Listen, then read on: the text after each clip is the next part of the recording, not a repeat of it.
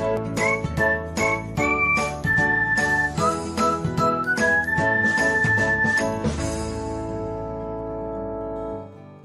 everyone, welcome back to another episode of Technologyglance.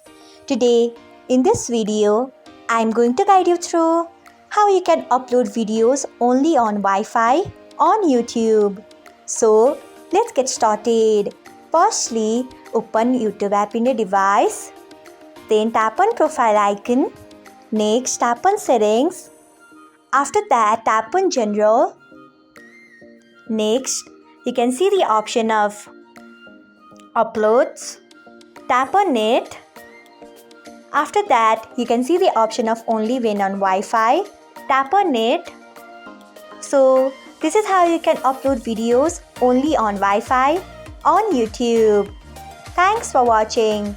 If you found this guide helpful, we would love it if you hit the thumbs up button below. We upload great new tech tutorials like this one every day.